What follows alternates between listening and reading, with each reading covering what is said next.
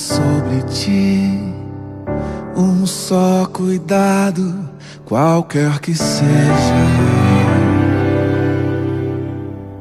pois somente um, seria muito para ti. É meu, somente meu, todo o trabalho.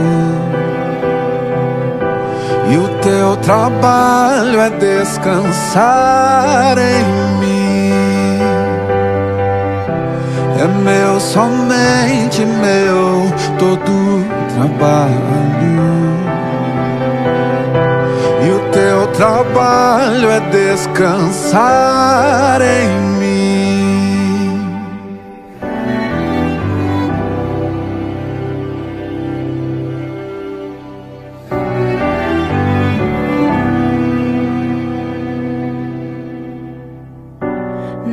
Mas quando enfim tiveres que tomar decisão, entrega tudo a mim, confia de todo o coração. É meu, somente meu, todo o trabalho.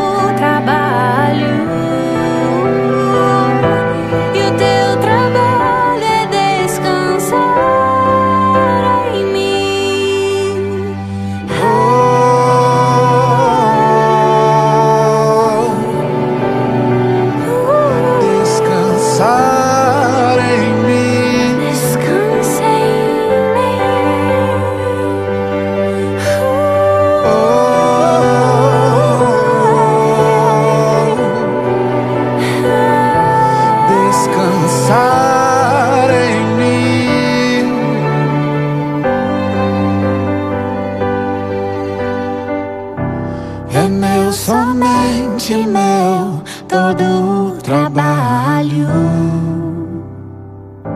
E o teu trabalho é descansar em mim. É meu, somente meu, todo o trabalho. E o teu trabalho é descansar.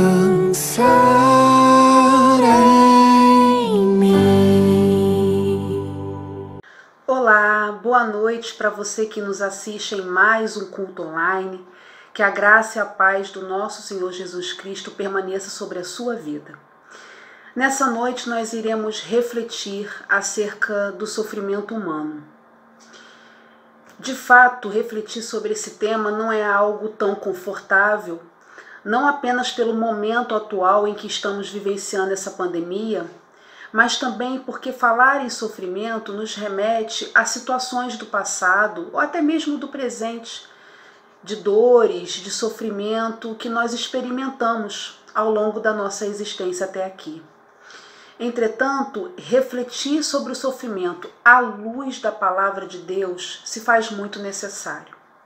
Porque diante das mazelas existentes no mundo, existe um bom número de pessoas que têm esmorecido na fé. Existem também um outro grupo que tem deixado até mesmo de acreditar que existe um Deus bom e misericordioso. Porque na mentalidade dessas pessoas, se existisse um Deus de fato bom e misericordioso, tantas mazelas, tantas dores, tantos sofrimentos não estariam acontecendo. Por isso, se faz importante a gente abrir a palavra de Deus e ler, aprender o que ela nos fala acerca do sofrimento humano. Se nós abrirmos a Bíblia, toda ela, desde Gênesis até Apocalipse, não vai faltar narrativas de histórias de pessoas que passaram por sofrimento humano e que através desse sofrimento, tiveram uma experiência com Deus. Mas, sem sombra de dúvida, mesmo de Gênesis a Apocalipse, não faltar histórias que mostram o sofrimento humano e que, de igual maneira, mostram a intervenção de Deus sobre a vida dessas pessoas. O livro de Jó é o livro que, de sobremaneira, ele trata a fundo acerca do sofrimento. O sofrimento humano, no livro de Jó, ele é o centro de toda a narrativa desse livro. E eu vou te convidar agora a você abrir a sua Bíblia e juntos nós vamos ler apenas o capítulo 1, versículo 1. O capítulo 1, versículo 1 de Jó. Porque o que está escrito ali é o núcleo para que a gente consiga entender todo o livro de Jó.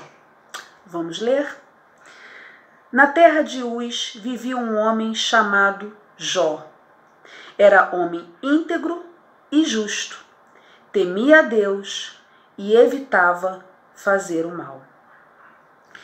Para que a gente possa entender o livro de Jó, a gente tem que antes estudar, conhecer o contexto, o pano de fundo, que foi o motivo pelo qual Deus inspirou o autor para que escrevesse esse livro. Na história de Israel, o povo se relacionava baseado no que a sabedoria existente da época os orientava. O que era a sabedoria? A sabedoria nada mais era do que um conjunto de princípios, de valores, de doutrinas que orientava o povo como eles deviam se relacionar com Deus e como eles deveriam se relacionar uns com os outros. Dentro da sabedoria, dentro desse fenômeno existente culturalmente na época, existiam várias concepções.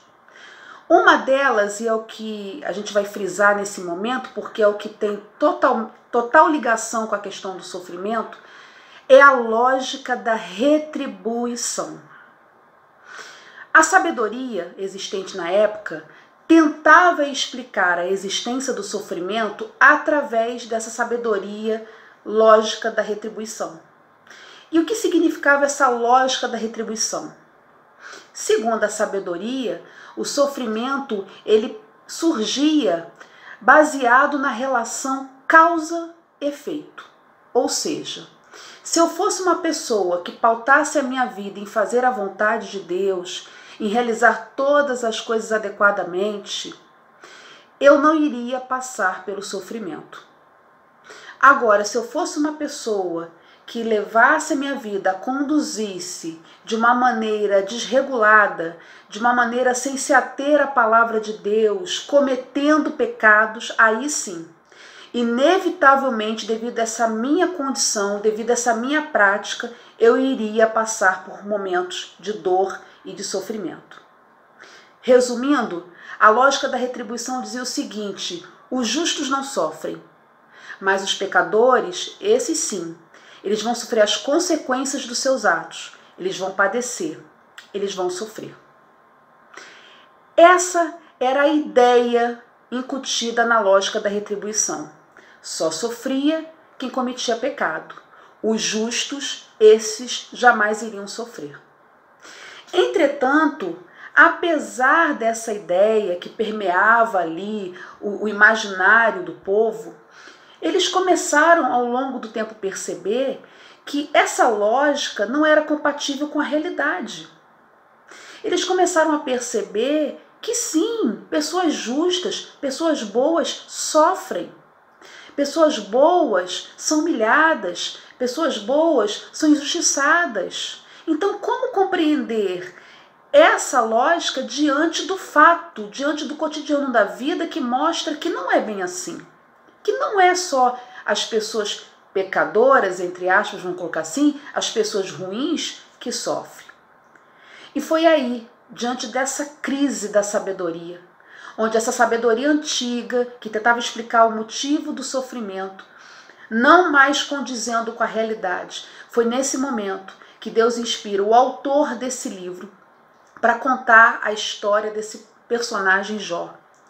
E através da vida deste homem, Deus trouxe grandes ensinamentos, não apenas para o povo daquela época, mas para todos aqueles que, após essa narrativa, como nós hoje lemos e nos encontramos ali nas entrelinhas do texto, por falar de algo que nos toca tanto, que é a dor, que é o sofrimento.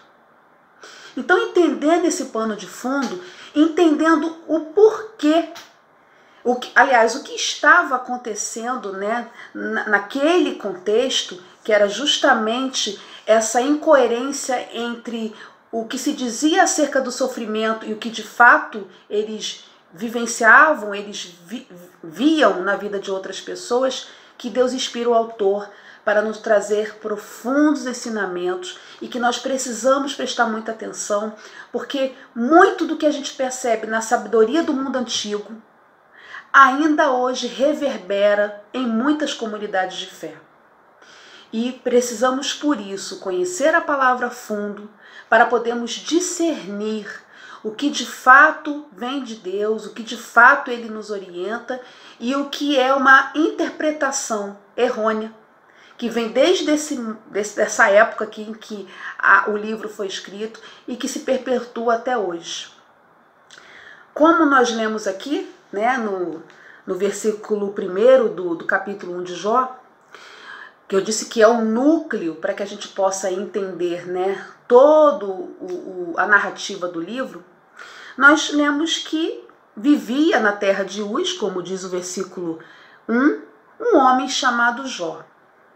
E aqui é o núcleo central de todo o livro, que diz o seguinte: era um homem íntegro e justo, temia a Deus e evitava fazer o mal. Jó não era uma pessoa ruim.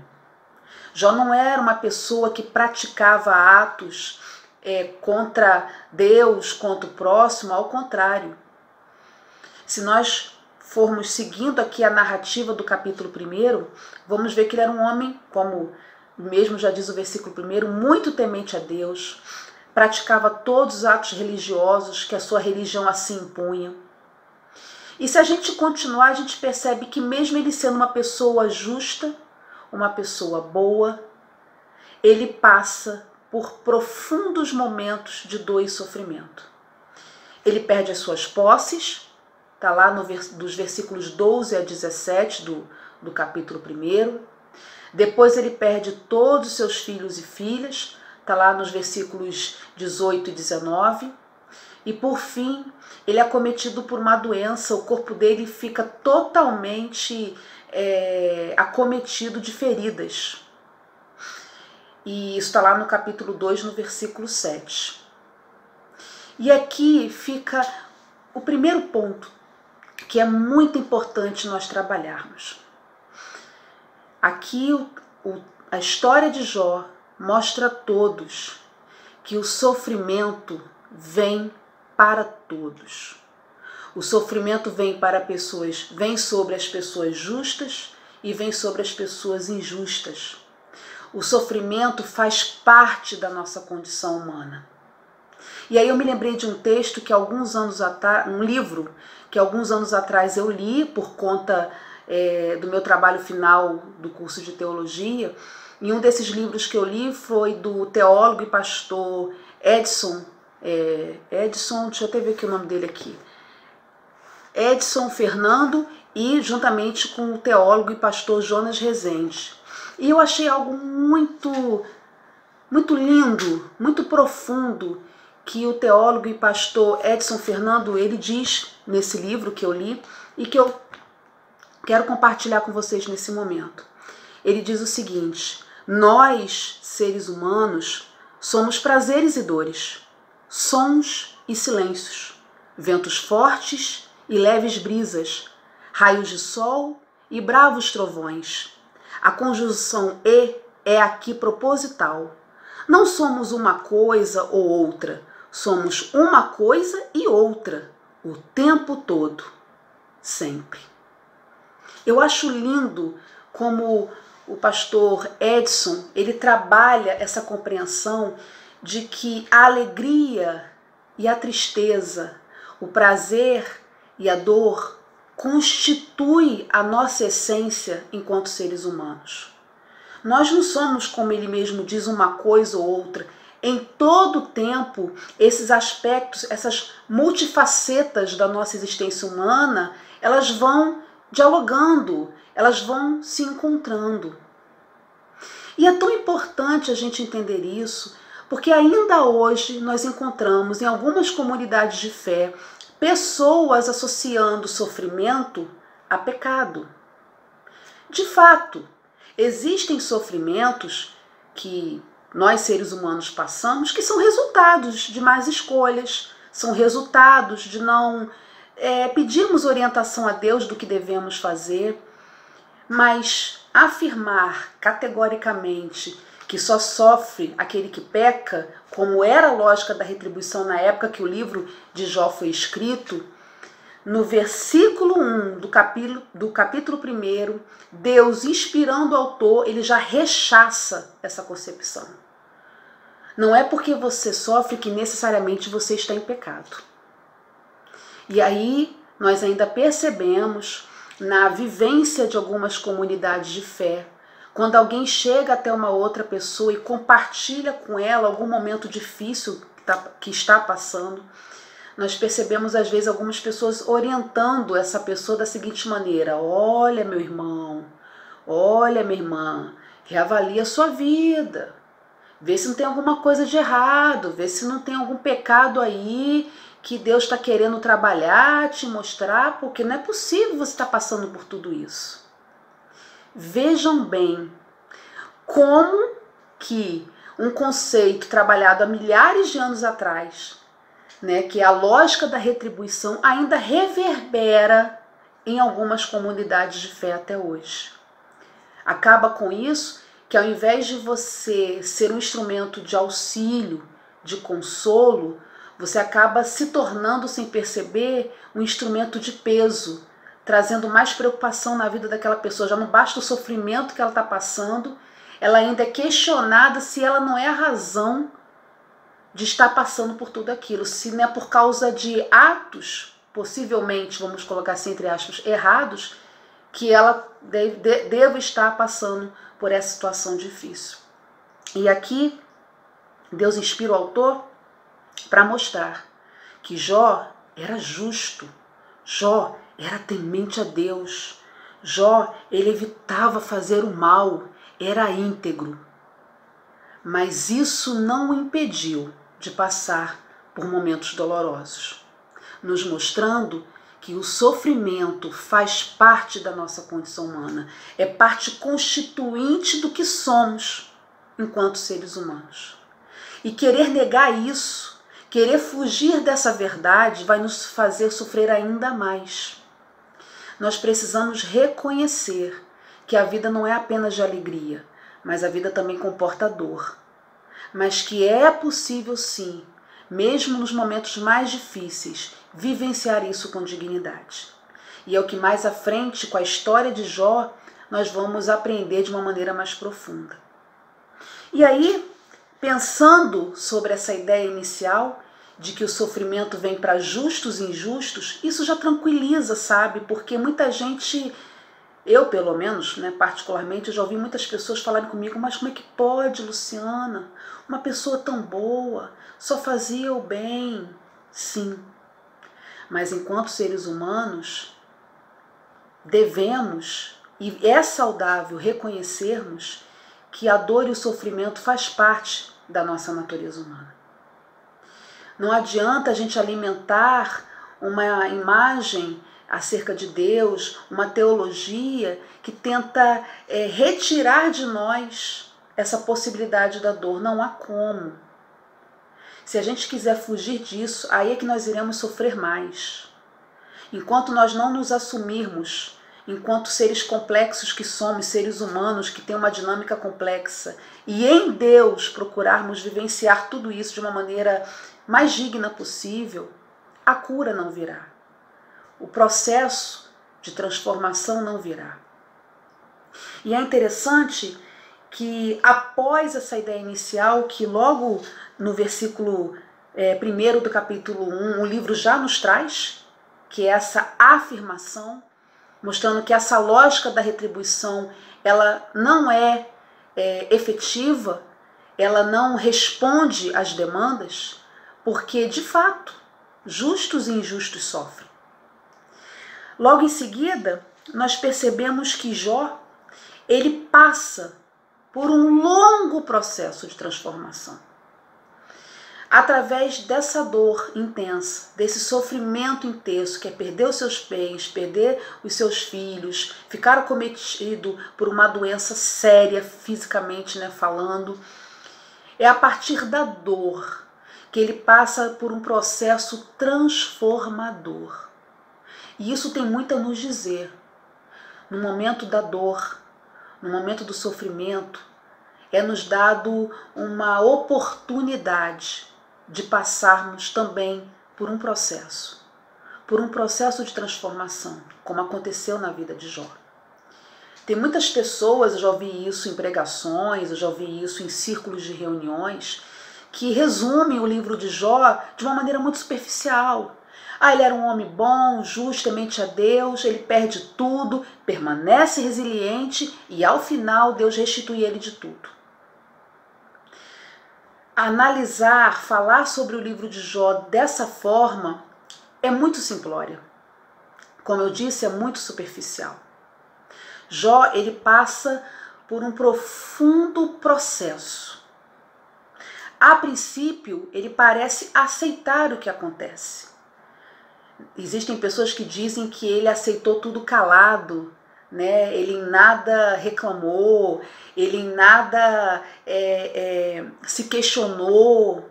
Bem, quem pensa assim, eu sinto em lhe dizer, é preciso aprofundar um pouco mais na leitura desse livro. Ao contrário, de fato, no início, ele aparentemente aceita o que acontece com ele. Mas depois, nós vamos ver aqui agora, nesse momento, ele começa a passar por outras fases. E que tem muito a falar para nós enquanto seres humanos. A primeira fase de Jó, então, nós encontramos no capítulo 1 ainda, o versículo 4 e 5, que diz o seguinte: seus filhos, no caso de Jó, costumavam dar banquetes em casa, um de cada vez, e convidavam suas 3 irmãs para comerem e beberem com eles. Terminado o período de banquetes, Jó mandava chamá-los e fazia com que se purificassem. De madrugada, ele oferecia um holocausto em favor de cada um deles, pois pensava, talvez os meus filhos tenham lá no íntimo pecado e amaldiçoado a Deus. Essa era a prática constante de Jó. A gente percebe aqui o Jó como um ser religioso. Todos os rituais religiosos que a sua religião o impunha, ele fazia. Antes mesmo dos seus filhos pecarem, diz aqui, ele já ia de madrugada oferecer holocaustos, que era a prática da sua religião, para que Deus, assim, caso os filhos tivessem pecado, Deus pudesse perdoá-los e Deus não se irasse contra os seus filhos, e Deus não levantasse a mão contra os seus filhos. Vemos aqui então um Jó que seguia estritamente o que a religião o ensinava, acreditando que assim ele e a sua família estariam livres de passarem por momentos de dores e sofrimento. É interessante que ainda hoje nós encontramos pessoas assim. Pessoas que acreditam que por estarem ali dentro de uma igreja, realizando todos os rituais que a sua religião, a sua denominação ensina, que isso vai fazer ele ficar blindado. Que isso vai fazer com que nada de mal chegue até a vida dele. Nós encontramos muito isso ainda. Pessoas que acreditam que é através dessa relação com Deus, uma relação religiosa, afinal de contas elas cumprem com tudo que elas ouvem que é necessário fazer, elas praticam estritamente aquilo ali, que nada vai acontecer com elas. E aqui nós percebemos que Jó faz a mesma coisa. Ele, não, eu vou fazer os holocaustos, porque caso os meus filhos tenham pecado, Deus não vai se irar contra eles. Os meus filhos não irão passar por dores, por sofrimento, Deus não irá castigá-los. Mas a gente percebe que isso não foi suficiente. A gente percebe que mesmo com todo esse cuidado, mesmo sendo um homem religioso, a dor, o sofrimento bateu na sua porta e acabou levando o que ele mais amava, a sua família. Porque bens a gente recupera, agora família não é bem assim. E interessante que no mesmo capítulo 1, no versículo 20 e 21, nós percebemos essa religiosidade de Jó.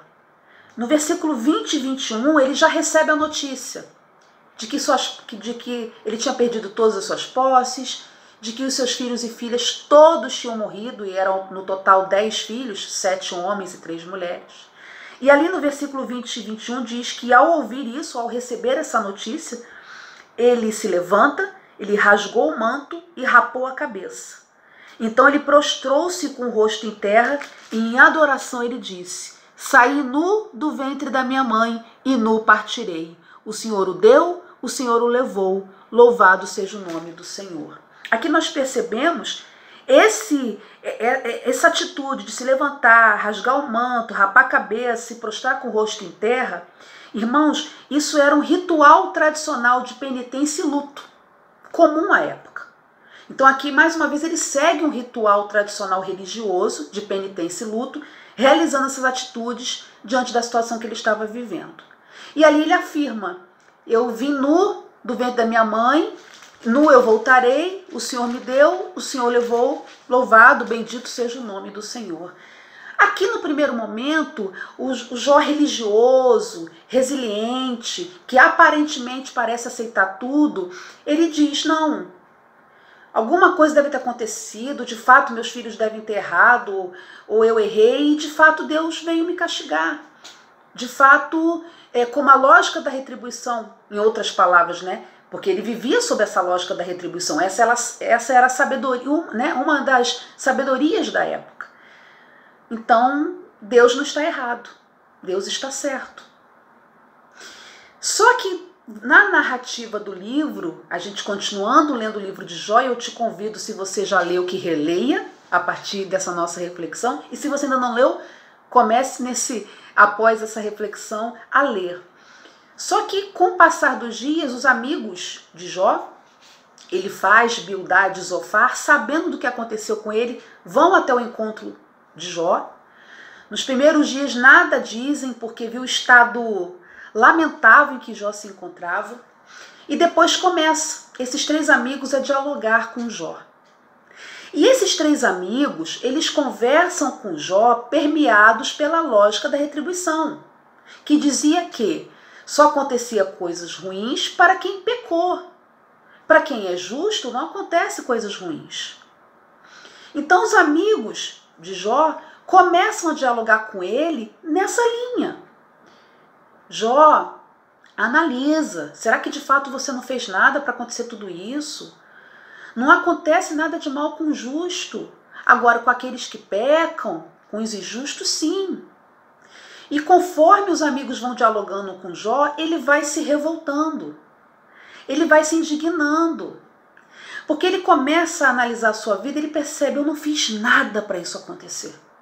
Por que isso está acontecendo comigo? Eu fui justo, eu fui íntegro, eu fui temente a Deus, eu me desviava do mal, os meus filhos, eu fazia sacrifícios. E a partir dessas insinuações, dessas incitações dos amigos de Jó para com ele se rebela com os amigos e ele, num dado momento no livro, ele começa a se revoltar contra Deus. E aí tem pessoas que dizem assim: nossa, que absurdo, ele não pode fazer isso com Deus. É o grito, um grito que é legítimo diante de um momento de dor que cada um de nós passamos.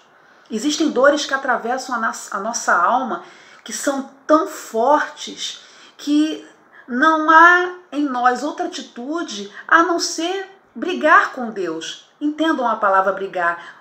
Conversar, querer entender, querer que Ele fale ao nosso coração. Essa revolta de Jó, e nós encontramos várias passagens no livro de Jó, ele falando palavras duras com Deus, não podemos entender como um ato de blasfêmia, ao contrário, é o lado profundamente humano de uma pessoa que não está entendendo porque tudo aquilo está acontecendo, mas que crê que tem um Deus que cuida, e esse Deus tem algo a dizer a ele. E ali ele começa. como eu disse, existem várias passagens que mostram essa outra fase. Ele sai de um Jó religioso, resiliente, que aceita aparentemente o que acontece, e ele vai para uma fase da rebeldia, de questionamentos, de tentar entender, de gritar: não pode ser, eu não sou um homem justo, por que isso está acontecendo comigo? E isso fala muito ao meu coração, e eu acredito que também fale ao seu, porque essa reação de Jó é a nossa também ainda hoje, diante de situações dificílimas pelas quais passamos.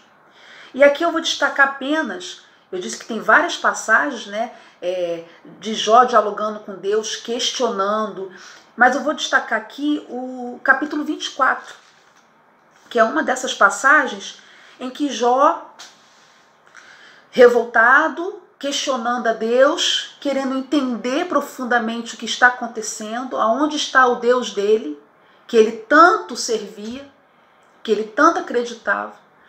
E aqui eu vou apenas ler o capítulo 24, que é uma das passagens desse diálogo de Jó com Deus. Eu vou ler do versículo 1 a 3, depois eu vou para o versículo 9 até o 10, e depois eu vou para o 12, porque é longo, para a gente não ficar muito tempo aqui preso a um capítulo apenas. Olha uma das coisas que Jó, diante do que os amigos falaram com ele, diante da revolta, da frustração, da decepção que ele começa a sentir quando ele analisa, ele não entende por que isso está acontecendo com ele. Olha uma das coisas que ele fala com Deus. Por que o Todo-Poderoso não marca as datas de julgamento? Por que aqueles que o conhecem não chegam a vê-las? Aos que mudam os marcos dos limites e apacentam rebanhos que eles roubaram. Levam o jumento que pertence ao órfão e tomam o boi da viúva como penhor. Versículo 9 e 10. A criança órfã é arrancada do seio de sua mãe. O recém-nascido do pobre é tomado para pagar uma dívida. Por falta de roupas, andam nus, carregam os feixes, mas continuam famintos. Agora versículo 12. Sobem da cidade os gemidos do que estão para morrer, e as almas dos feridos clamam por socorro, mas Deus não vê mal nisso. Em resumo, sabe o que Jó está falando aqui? Aonde o Senhor está, Deus? Tanta gente errada, fazendo coisa errada, e que continua fazendo errado. Tantos órfãos sofrendo. E aí ele continua. Tantos recém-nascidos de pobre que são levados dos seus pais para pagar uma dívida. E o Senhor não faz nada. O Senhor parece que não está nem aí com a nossa situação. Não é só a minha situação. Quando Jó fala isso aqui para Deus, quando ele começa a questionar Deus, a conversar com Deus, eu não estou apenas olhando para mim, eu estou olhando para a realidade. Não é só eu que sou uma pessoa justa que sofre, existem tantos outros. Cadê o Senhor que nada faz? Ao contrário, a perversidade só aumenta, os injustos continuam praticando injustiças. E nós que somos seus filhos, estamos aqui vendo tudo isso acontecer e não vemos o seu julgamento sobre essas pessoas ruins. Eu acho profundo esse diálogo de Jó com Deus, porque ele nos convida a, de igual maneira, nós termos essa postura de buscar a Deus na hora da dor. Claro que tem muitas pessoas que preferem, diante daquele momento difícil, dizer: Deus sabe de todas as coisas. Mas existem aqueles outros tipos de pessoas questionadoras que não, que questionam, que se revoltam, que querem entender. E foi pelo fato de Jó incessantemente buscar em Deus respostas que ele vivencia um processo de transformação profundo. É diante dos questionamentos, das perguntas que Jó começa a fazer a Deus. É através desse movimento dele para com Deus diante da dor, diante do sofrimento, que Deus começa a falar com Jó. Existem pessoas que dizem assim: mas para Jó foi fácil, Deus respondeu para ele face a face. Não, para Jó não foi fácil. Deus respondeu a Jó na dor. Deus respondeu a Jó no sofrimento. E nós precisamos entender que os sofrimentos que fazem parte da nossa condição humana, que vêm sobre justos e injustos, esse momento da dor, esse momento do sofrimento é um campo fértil para experimentarmos Deus. Para de fato, quando eu digo experimentar Deus, é termos uma experiência com Ele. Deus sempre está pronto para falar, ainda mais para aqueles que estão sedentos de ouvir respostas, de tentar entender o sentido da sua vida, de tentar entender por que tantas coisas têm acontecido. Ainda mais para esses, Deus não vai deixar de dar uma resposta. Como diz a própria palavra dele, buscar-me-eis e me achareis, quando me buscardes de todo o vosso coração. E não há momento mais propício quando a gente está sofrendo. Quando a gente está sofrendo, a gente se rasga. A minha velha mãe dizia, quem não vem pelo amor, vem pela dor. E analisando diante da palavra de Deus, de fato, eu tenho várias experiências com Deus e muitas delas foram em momentos dolorosos, difíceis, porque é aquele momento que a gente se rasga, é aquele momento que a gente se derrama, é aquele momento que a gente quer incessantemente, ansiosamente entender o porquê de tudo aquilo. E o nosso Deus responde. E com Jó não foi diferente. Diante de tantos questionamentos, eu apenas li um. Diante desse grito de Jó, que é o grito nosso diante do momento da dor e do sofrimento, lá nos capítulos 38 a 41, Deus começa a responder a Jó. E é lindo as respostas de Deus para Jó. Se você ainda não leu, vou deixar esse dever de casa para que você faça quando for possível, você analisar as respostas de Deus para Jó. Eu apenas vou aqui citar uma que se encontra no capítulo 38, do versículo 25 a 27. Essa é uma das respostas que Deus dá a Jó. Diante desse Jó que se revolta, que grita, que clama por uma resposta vinda do Deus Altíssimo, esse Deus que é Pai se achega a ele e começa a ministrar no coração dele. Então, de um Jó religioso, resiliente, que aparentemente aceita tudo, ele passa por uma fase de um Jó que se rebela, que questiona. E esse grito para Deus é legítimo porque ele entende as nossas fragilidades e ele respeita a nossa dor. E Deus começa a responder. E é diante dessas respostas que o Jó passa para a última fase desse processo. Mas eu quero ler com você, no capítulo 38, do versículo 25 a 27, uma das respostas de Deus para Jó. Ele diz assim para Jó: quem é que abre um canal para a chuva torrencial e um caminho para a tempestade trovejante, para fazer chover na terra em que não vive nenhum homem, no deserto onde não há ninguém, para matar a sede do deserto árido e nele fazer brotar vegetação? Se você ler a narrativa toda, Deus está falando assim para Jó: Jó, eu não estou ausente, eu estou presente em toda a criação. Eu não me atenho apenas ao que acontece com os seres humanos, mas com toda a minha criação. Eu faço chover, resumindo aqui o que nós lemos, eu faço chover sobre as zonas desérticas. Eu criei todas as coisas. Eu estou no controle. Se assim eu não estivesse, o caos já tinha dominado tudo. A criação já tinha sido destruída. E ele continua a falar com Jó. Esse é apenas um aspecto. Mas eu achei tão profundo isso, é porque por vezes nós estamos tão cegos diante da dor.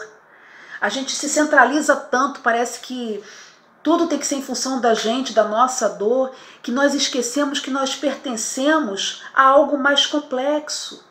Nós fazemos parte de toda a criação de Deus. E Ele não deixou de estar no controle. Não é porque as lágrimas estão caindo, não é porque eu não estou entendendo nada, não é porque a dor dilacerante não sai da alma, que isso significa que Ele está ausente. Ele está presente na história, Ele continua agindo sobre toda a criação. Ele é o Deus Todo-Poderoso, amoroso, e é por causa desse amor que toda a criação nele, da qual nós fazemos parte, ainda não foi consumida pelo mal. Diante dessa pandemia, se Deus não estivesse no controle, mesmo que haja pessoas que não acreditam nele, mas partindo da fé cristã, se não houvesse um Deus no controle, tudo já teria sido destruído. O caos já estava imperando sobre toda a criação. Mas ele continua sustentando tudo e todos através do seu amor. E é essa certeza na hora da nossa dor pessoal, na hora dos nossos sofrimentos que nós precisamos ter. Pode não acontecer o que eu espero, mas Deus está agindo, Deus está no controle. Se não fosse por Ele, todos na face da terra já teriam sido exterminados. E aqui nesse momento, Deus fala isso para Jó. Ah, Jó, você pensa que eu não estou atento ao que está acontecendo? Você pensa que eu estou apático, indiferente ao que está acontecendo? Eu criei todas as coisas, eu continuo cuidando de toda a criação, não apenas de vocês, seres humanos. Eu continuo sustentando e cuidando de tudo.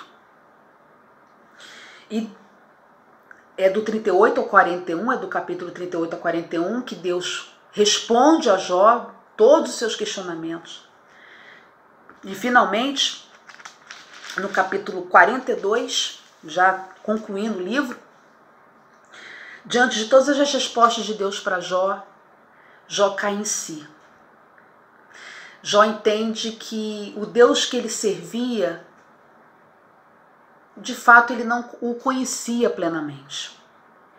Jó percebe que as coisas não giram em torno dele. Ao contrário, ele percebe que ele faz parte de toda uma criação onde dentro dela há espaço para o caos, há espaço para a desordem. E o que é o caos, a desordem para nós seres humanos? São esses momentos inexplicáveis, são esses momentos das dores, dos sofrimentos. Mas ele percebe que as coisas não giram em torno dele, que ele faz parte de um projeto muito maior, mas que em todas as coisas Deus continua presente, trabalhando. E aí, diante desse encontro com Deus na dor, por isso que eu digo que a dor, o sofrimento é um campo fértil para termos de fato uma experiência real com Deus. Basta a gente decidir querer e Ele vai se apresentar a nós de uma maneira que talvez a gente até hoje não conhece. E aí Jó, ele passa por uma outra fase, de um Jó rebelde, em conflito, revoltado. Ele, diante desse encontro com Deus, quando ele se rasga diante de Deus e Deus o responde, ele diz no capítulo 42, eu vou ler do versículo 1 até o 6. Sei que podes fazer todas as coisas, nenhum dos teus planos pode ser frustrado. Tu perguntaste, quem é esse que obscurece o meu conselho sem conhecimento? Certo é que falei de coisas que eu não entendia, coisas tão maravilhosas que eu não poderia saber. Tu disseste, agora escute e eu falarei, vou fazer perguntas e você me responderá. Meus ouvidos já tinham ouvido a teu respeito, mas agora os meus olhos te viram. Por isso eu menosprezo a mim mesmo e me arrependo no pó e na cinza. Eu acho essa passagem uma das mais lindas de toda a Bíblia. Porque Jó diz assim, Senhor, antes eu te conhecia de ouvir falar, ou como está aqui na Nova Versão Internacional, que é a que eu estou usando, meus ouvidos já tinham ouvido a teu respeito, mas agora os meus olhos te viram. Às vezes nós pensamos que conhecemos a Deus porque já ouvimos falar dele há muitos anos. Já estamos há 20, 30, 40 anos na igreja. E só pelo que a gente ouve, a gente acha que conhece Deus. A gente também às vezes acha que conhece a Deus porque, afinal de contas, já estamos há tantos anos atuando na seara dele. Há tanto tempo nós estamos buscando ser instrumento para a propagação da sua palavra. E não necessariamente, irmãos. Podemos ter tantos anos ouvindo falar sobre Deus, estando ali nas atividades dentro de algum tempo, mas isso não significa que nós conhecemos a Deus. E aí eu me lembro de Samuel. Lembra da história de Samuel? Samuel, desde que nasceu, ele foi deixado por sua mãe no templo de Siló, que era o templo mais respeitoso da época, o templo mais desejado. E ele foi criado sobre a orientação, sobre a proteção do sacerdote Eli. Poxa, só por isso a gente podia pensar, caramba, Samuel conhecia muito a Deus. Olha onde ele viveu, no templo. Olha quem orientou em todo o tempo. Eli, o sacerdote Eli. Mas aí, num dado momento, quando Deus chega até ele e fala com ele, ele não reconhece a voz de Deus. Ele acha que é Eli. Então isso demonstra que não é porque a gente ouve falar muito de Deus, que não é porque a gente está muito tempo dentro de uma igreja, vamos colocar assim, que a gente conhece Deus. E aqui Jó diz isso. Antes eu te conhecia de ouvir, mas agora nessa experiência da minha dor, onde eu te chamei para a questão, para que tu viesses me responder, me mostrar o sentido da minha existência, o porquê de tantas coisas acontecerem, agora eu te experimentei, agora eu te conheci, agora os meus olhos te veem. E isso é tão importante. Sempre nos é dado tempo para que a gente possa experimentar de verdade o Senhor. Para que a gente possa sair de uma compreensão conceitual de palavras e a gente passe a conhecer esse Deus face a face. Aquele Deus que respeita o meu grito na hora da mais profunda dor e que quer estar comigo para que juntos possamos caminhar. Isso que ele mostrou para Jó. Eu continuo contigo, eu estou no controle, eu continuo cuidando de tudo. Abra os seus olhos diante desse momento de dor e sofrimento. Entenda que você não é o único, mas acima de tudo, que eu estou presente sim na história. Que você não está só. Pare de olhar só para o seu problema, para a sua dificuldade. Olhe para a criação como um todo, da qual você faz parte. E que, infelizmente, dentro dela há espaços sim para esses momentos difíceis. Mas eu estou ali, cuidando, para que o caos não domine a criação por completo. É interessante a gente analisar esses processos, esse processo, né, de transformação que Jó passa diante da dor. Que a gente possa permitir passarmos por esse processo também. Que a gente permita que a dor chegue e fale com a gente. Que ela nos mostre por que ela está ali e diante dela nós a apresentemos ao Senhor. E com certeza Ele vai ministrar como Ele ministrou na vida de Jó. E aí, dando um salto, saindo do Antigo Testamento e indo para o Novo Testamento, a gente percebe que essa história de Jó, que um Jó antes, que conhecia Deus apenas pelo que a religião dizia, ele sai desse estado religioso, ele vai para um estado de rebeldia, vamos colocar assim, mas que nada mais é do que o momento que a dor fala mais alto e ele coloca tudo diante de Deus, questiona, reclama. E ele chega a essa fase de um Jó amadurecido, um Jó humanizado pela dor, diante da experiência que ele teve com Deus. Se Jó não tivesse chamado Deus à questão, ele não teria saído transformado para melhor. Ele não teria saído, de fato, um homem amadurecido e humanizado, consciente de que a vida é complexa, de que sofrimento vem para todo mundo, mas que Deus está no controle, que Deus continua sustentando tudo e todos em amor. Se ele não tivesse buscado a Deus nesse momento, provavelmente ele não teria entendido isso. E aí a gente percebendo tudo o que acontece com ele, nessa história linda, eu fiz um resumo rápido do livro de Jó, existem outras questões que envolvem o livro, mas a principal concernente ao sofrimento eu trouxe aqui. A gente dando um salto para o Novo Testamento, a gente lembra do que está lá em Filipenses, no capítulo 2, dos versículos 6 a 11, resumidamente ali nesses versículos, o texto diz que Deus, ele se esvazia de toda a sua glória, se abaixando e assumindo a forma humana. E qual é essa forma humana que ele assume? Jesus. Então, repetindo, Filipenses 2, dos versículos 6 a 11, diz que Deus se esvazia de toda a sua glória, se abaixa e assume a forma humana, Jesus de Nazaré. E Jesus de Nazaré, principalmente nos evangelhos, o que mais iremos perceber, está explícito ali nas narrativas, é um Jesus que sofre. Sofre com a morte de um amigo, Lázaro. Sofre porque no início a família não entende o seu ministério, a ponto de chegar até ele e falar assim: Jesus, a sua mãe e seus irmãos estão lá fora querendo falar contigo. E ele chega e responde: a minha mãe e os meus irmãos são todos esses que fazem a vontade do meu Pai. Era um momento de crise, ele estava entristecido com a família dele, que no início não entendia o porquê dele ter escolhido aquela caminhada. Um Jesus que é traído pelos mais próximos, por uma pessoa bem próxima, Judas Iscariotes. Um Jesus que é rejeitado pelos seus. Tem uma certa passagem no Evangelho que diz que ele teve que fugir porque a intenção dos seus compatriotas era jogar ele no precipício. Um Jesus que passa por N humilhações, e a mais violenta, a mais dolorosa é aquela que o leva à morte, morte de cruz. Naquela época, quem passava pela morte na cruz só eram os bandidos mais vis. Morrer na cruz era para aquele bandido, sabe, classe A.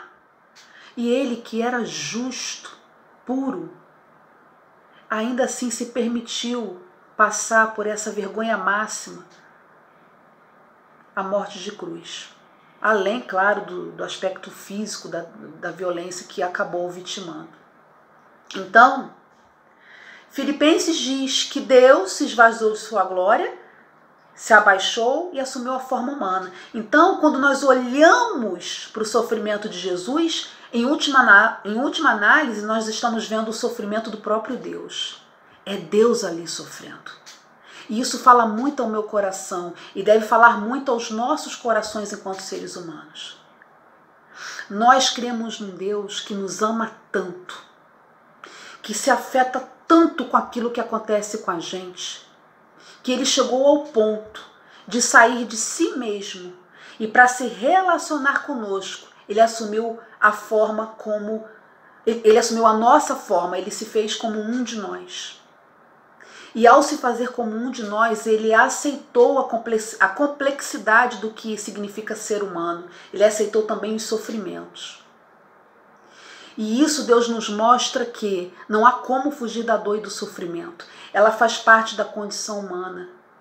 Mas que nós precisamos entender que ele sofre conosco. Não precisamos passar por um momento de dor, por um momento de sofrimento, de uma maneira solitária. Deus nos convida a vivenciarmos o sofrimento, a reconhecermos, a aceitarmos que ele faz parte da nossa condição humana, mas a vivenciá-lo em Deus, com ele. Porque quando vivenciamos a dor com Deus, essa dor passa a ter uma ressignificação.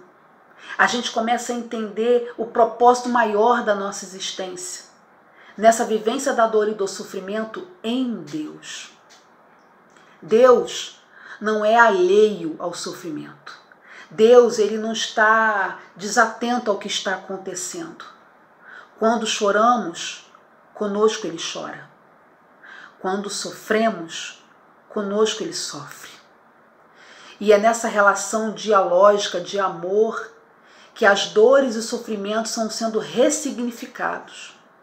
E mesmo que por muitas vezes a gente sinta que aquela dor é tão grande, que parece que ela vai nos levar à morte, é nesse encontro com esse Deus que se fez carne, que se fez dor por nós, que apesar desse aparente momento de dor, é através dessa experiência com ele que nós passamos a experimentar ressurreições, que vai se culminar na ressurreição plena que é na eternidade. Nossa, quantos momentos na minha vida eu já passei que eu achei que eu ia morrer, que eu achei que eu não ia suportar. Inúmeros, apesar apenas dos meus 42 anos. Mas foi nesse momento de profundo abismo que eu busquei intensamente esse Deus e Ele fez eu entender, não é a hora de morrer, é hora de ressuscitar. Com uma nova visão em relação a você mesma, em relação ao próximo, em relação ao que é o mundo, sua relação para comigo. Isso Deus me ensinou. Como Ele quer ensinar a cada um de nós. Que possamos lembrar que o nosso Deus, em meio não apenas a esse momento de pandemia, mas a todos os momentos que ainda venhamos a passar de dores e sofrimento, Ele não está distante, Ele está aqui conosco. Ele anseia que busquemos de coração aberto, chorar nos braços dele e sentir que conosco Ele chora e nos traz novas ressignificações. Olhar para o sofrimento de Jesus é entender que não tem como fugir da dor e do sofrimento. Existe gente que procura se esconder da dor e do sofrimento através de drogas, através de outros vícios, tentando esquecer a dor. Não adianta. Deus quer que a gente a vivencie com dignidade, com ressignificação. E isso só é possível quando a gente o chama, o convida a vivenciar conosco esses momentos tão dolorosos. Que possamos, no nome do Senhor Jesus, a partir dessa breve explanação acerca do sofrimento humano, a partir dessa ideia de que ele faz parte da nossa condição enquanto seres humanos, que não adianta nós querermos fugir dessa realidade que é o momento da dor e do sofrimento, que a gente rejeite discursos religiosos que tentam incutir na nossa mente, pare de sofrer. Ser cristão é só viver vitórias, é só conseguir cada vez mais angariar bens, status. Esse discurso não é o discurso cristão, não é o que o Evangelho nos ensina, não é o que no Antigo Testamento Jó nos mostra. Ao contrário, vida cristã perpassa pela cruz, mas é momentaneamente. E através desse Deus, que por tanto se importar conosco, que por tanto nos amar, Ele aceitou se fazer como um de nós. E ao aceitar isso, Ele se fez dor, porque ser humano é passar por dores. Ele fez tudo isso para que pudéssemos com Ele ter uma relação dialógica, de diálogo. E através desse diálogo nós sermos ressignificados para a honra e glória do santo e poderoso nome dEle. Que possamos repensar sobre isso, descansar os nossos corações, viver as nossas dores e sofrimentos com a dignidade que o Senhor quer nos conceder. Mas isso só é possível se buscarmos a cada dia a nossa relação plena, próxima, constantemente com Ele. Que Ele assim nos ajude nessa caminhada. Quero nesse momento convidar você para que possamos orar, falar com o nosso Deus, que é o único que preenche a nossa alma de paz, de consolo, de refrigério. Senhor nosso Deus e Pai, somos gratos a Ti por mais esse momento que o Senhor nos concede de estarmos refletindo sobre a Sua palavra. É tão bom, Senhor, cada dia que lemos a Sua palavra, perceber que o Senhor nos conhece, porque o Senhor se fez um de nós. O Senhor sabe o que significa ser humano, as fragilidades, as nossas limitações, os momentos de dores e sofrimentos pelos quais passamos nesta terra. Mas o principal, Deus, é saber que o Senhor está conosco em todos os momentos. Muito obrigado porque contigo nós podemos não apenas, Senhor, ultrapassar esses momentos, mas sairmos deles com novas ressignificações, com um sentido mais amplo do que significa a nossa relação contigo, com o próximo e com o mundo. Obrigado por ser esse Deus tão amoroso, um Deus que continua sendo fiel à sua palavra quando diz que estaria conosco todos os dias, até a consumação dos séculos. Muito obrigado, Senhor. Que a cada dia possamos priorizar esses momentos contigo, que de fato trazem para a nossa existência o real sentido do que significa estarmos aqui. Pai, eu te peço por cada pessoa que está nesse momento, neste culto online, visita cada um, Senhor. O Senhor conhece as dores, os sofrimentos, as dificuldades, que essa palavra venha fazê-los refletir através da ação do Teu Espírito Santo e que eles possam cada dia mais buscar ter essa relação plena com o Senhor, porque é através dessa relação, Senhor, que de fato nós saímos da morte e ressuscitamos. E isso se culminará quando estivermos na eternidade e desfrutaremos plenamente dessa ressurreição. Obrigada, Pai, por tudo que o Senhor tem realizado nas nossas vidas. Essa oração grata que lhe fazemos no nome santo e poderoso de Jesus. Amém.